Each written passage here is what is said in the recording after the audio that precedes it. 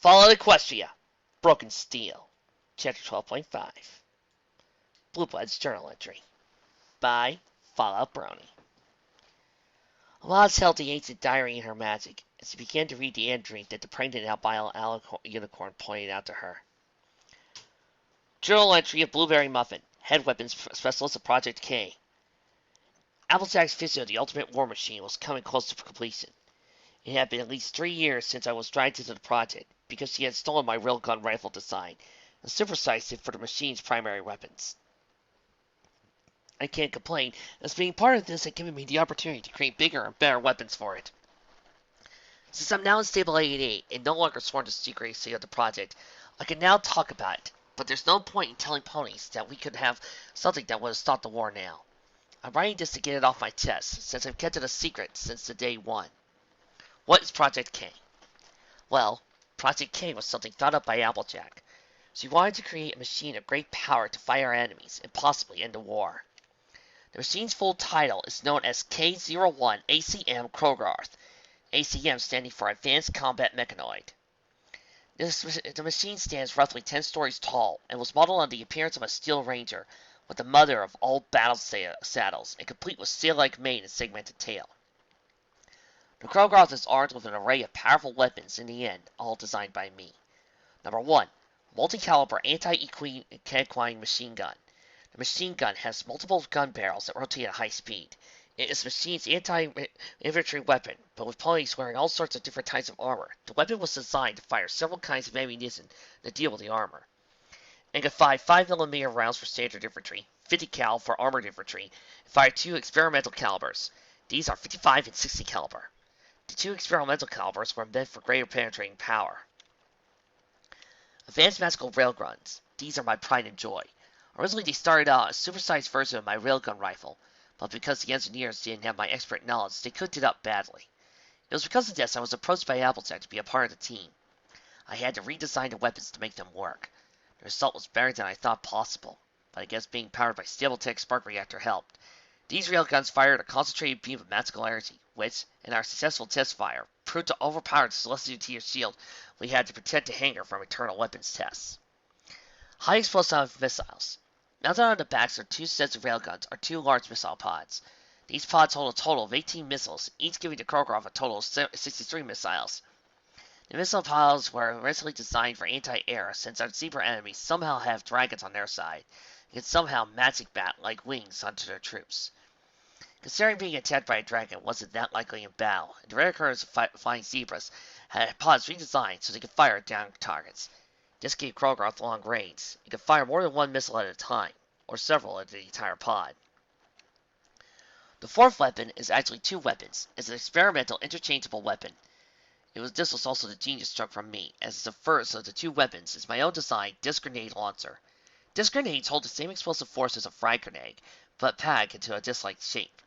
When fired, this shape gives the explosives more air time, so it has longer range than standard grenades, and again with a shape so it can bounce. It was intended for the grenades to bounce so they could get over cover to hit whatever it was behind. The downside to this was that the grenades would activate a timer after bouncing, so this meant they sometimes explode before hitting their mark. The second weapon is a smaller railgun. It's actually anti-air, as I know missiles alone won't be enough for air defense, so I made up this railgun. This weapon is 5% of the power of the ADV railguns, but for its lack of power it makes up for the rate of fire and accuracy. However, the anti-railgun can only fire at 1 target at a time. Now, I'm not an expert on robotics, but I've been told enough, and since I worked on this machine, I've learned some things. The machine has the most advanced joints I've ever seen on a robot before. I've seen joints that look to mimic a pony's leg movements. Applejack enlisted the help of the technological genius of Mr. Horse for these, and I can say he delivered. With these joints, the Krogarth can move in ways a standard robot can't. This also allows the machine to handle its weight better over rough terrain. To control these advanced systems, Applejack got her friend, Twilight Sparkle, to make her a Crusader mainframe just for the Krogarth. The Crusader could give Krogarth great control over its systems, and with its ability to think and solve problems, it would make the Krogarth a truly dangerous machine to our enemies. Applejack had the Crusader programmed with a mission. The mission, and I quote, is to attack and destroy all who would threaten the safety and security of Equestria. I know what you're thinking. That's a perfect mission for the machine, but think again. Applejack didn't say enemies. She said all, which means that the Kroger sees any pony as a threat. It gives it a reason to destroy them. I voiced my concern about this after the railgun test fire, when I realized it could destroy more power than Celestia herself. Applejack said it wouldn't attack the princesses, but then I told her that I won't feel threatened by the power of the Krogoth, and they might attack it. If they attacked the machine, the Krogoth would then see them as a threat, which would give them a reason to attack them. Applejack was going to have it reprogrammed, but the bombs fell before she got a chance. Krogoth also had a new and very experimental control system installed. But the way technology was advancing with machines and cybernetics, an implant had been created to allow some pony to connect with the machine and control it like it was their own body. This experimental implant was called the synaptic link. A pony with such an impact could connect to Krogoth, and this would allow the machine to move its body freely, as if the pony was connected to it. But we didn't have any pony with the implant, as it was a dangerous operation with where the implant is to be installed in the body, surrounding the spinal column at the base of the skull. I heard a couple of ponies had been paralyzed for getting the implant, suffering from damage suffering to the spinal column. Outside thought it would be worth it for the future if the war continued to drag on, even with the Krogoth out there. The Krogoth has many spells incorporated into its systems, like that of a Steel Ranger. For example, a self-repair spell. The machine has an upgraded version to speed up recovery due to its sheer size. A new version of this spell was adapted for a different purpose. Since this machine uses project weapons and would need reloading at some point, this new spell was created for that, since there wouldn't be any facilities out on the battlefield for resupplying it. This spell enables the Krogoth to absorb new raw materials needed, like that of the repair spell, to regenerate the ammunition that is used so long as the Krogoth can acquire the materials it needs. The machine can effectively have infinite ammunition. Railguns, on the other hand, since they're tied directly to the power supply of the reactor, they can never run out of power. For as long as the reactor is online, the railguns will always be able to fire. I discovered a drawback to which I was unable to bring to Applejack's attention, as he was away from the hangar when the Hulk came out to get to our assigned stables. The drawback was that if the Krogoth wants the full or overcharged railgun shot, the reactor's power would be drained to such a point that the Krogoth would be forced into a state of hibernation until the reaction can replenish itself. Applejack told me about meetings he had with Twilight some time ago in the British city of Manchester, far in the northwest and outside the Equestrian border. She told me about a spell that Twilight wanted to test with the Krogoth, convinced Applejack to let her install it. The spell in question was something called the assimilation spell. Twilight had said it was something to help the Krogoth better itself. I don't know what this machine would better itself, considering it would be the most powerful machine ever made. So this spell, its purpose was to allow the Krogoth to absorb the technology it could use, like weapons or armor. That's actually a scary idea, because the machine could just keep getting better and more powerful as long as the reactor could power. So voiced my concern when I heard about that. We suspected that some of the Krogoth's enemies would hide in bunkers, whatever the zebras have. Holes, maybe. So we decided to give the machine a means to find such places, and that's a hologram projection system. Mr. Horst developed the technology along with Stapletech. The result was something that was called the Light Bee. The Light Bee is a small device that will detach itself from the Krogoth and generate the hologram. It allows the hologram to be projected in areas a normal projector wouldn't be able to.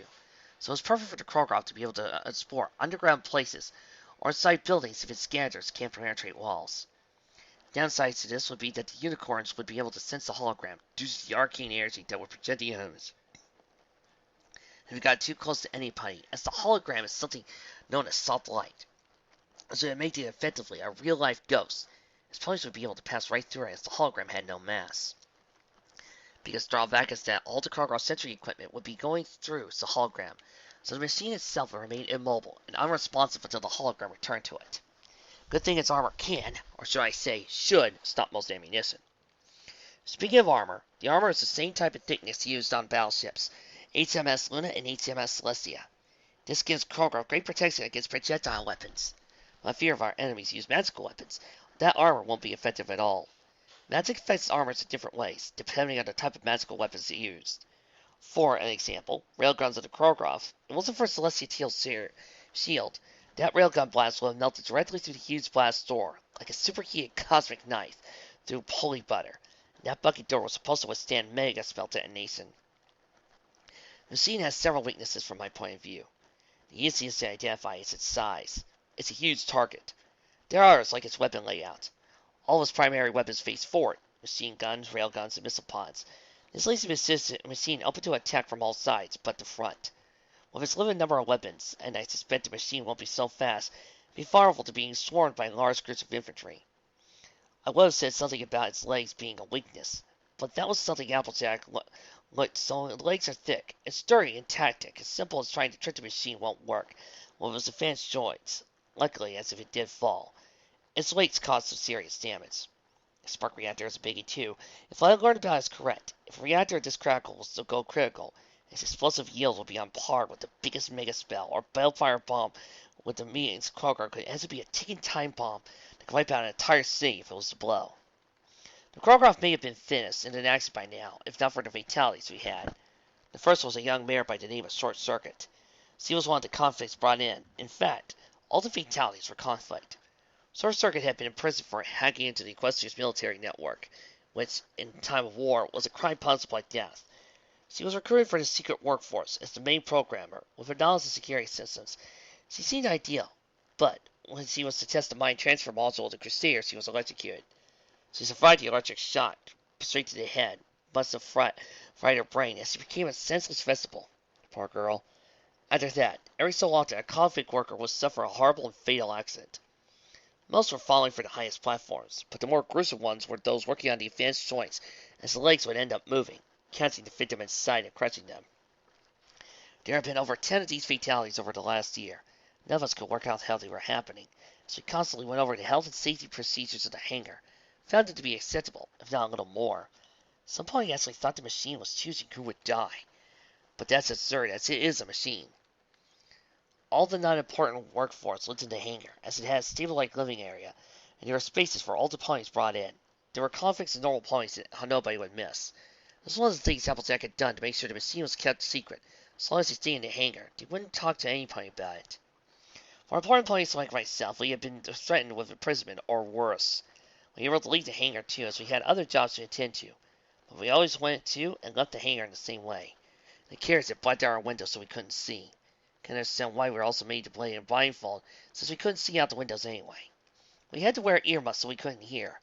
The idea behind that was genius, because if we couldn't hear nor see, we couldn't work out where we were from the sights or sounds along the way. It made it impossible for us to find the hangar.